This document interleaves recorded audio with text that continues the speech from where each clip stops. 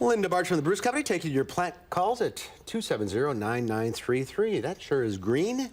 That is a little bit of lettuce.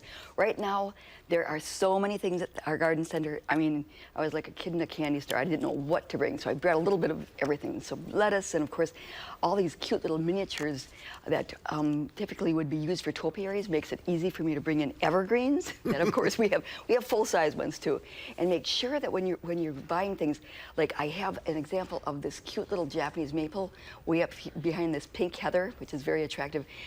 Be careful about buying this maple and trying to plant it in the ground. Check the label to see what hardiness zone it is or what kind of temperatures it will tolerate, because of course our winters are typically getting milder, but this is meant to be used for a topiary and not planted in the ground in some cases. I have a Japanese maple that's in the yes, ground. There are some Japanese maple that are fully hardy here. Some varieties are not going to survive unless you do extra care. Okay. Last week. Yes, there was a fellow that asked about planting strawberries where you have tomatoes. Since there are diseases that hit both of them, it would be best if you planted tomatoes in an area. Do not plant strawberries until that's been dormant for a year or two, and then you can do that. Okay. Crop rotation. Exactly. Let's go to the phones. We'll start with Deb in Madison. Hi, Deb. Hi. Hi, which question? I have a climbing rose that is just going crazy.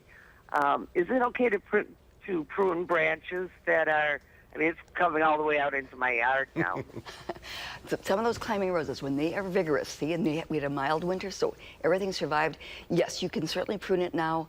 And actually, roses, any dead wood, anything that hasn't started to bud now with this warmer weather, get that out of the way so that it's easier to do before you take it off and you break off all the new growth on the other stems that you're leaving. All right, let's go to Rick in Janesville. Hi, Rick. Hi. Hi, which question? I wanted to know if anybody had found or morels are up yet.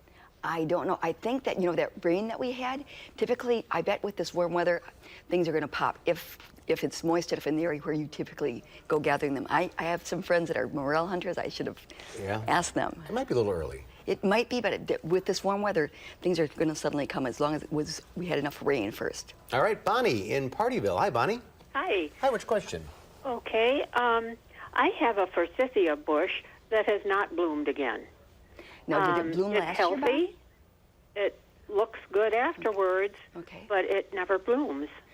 Some of the older varieties of forsythia are not good bloomers. I would have thought that just about everything would be blooming this year, because we didn't get terribly cold this last winter. Yeah. Has it bloomed in the past for you? Right at the very first. Right at the very first, okay. But it's an old, it's an old bush. It's an old, yeah. Those older varieties are not as reliable, or what they typically would do is they would bloom at the bottom half of the plant. That was where the buds were protected by snow.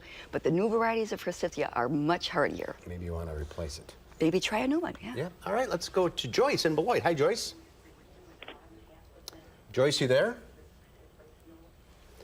Joyce is starting dahlias inside. Okay, yeah. And the leaves are curling on her. Well, I did bring dahlias, and it is a very good plant to begin inside.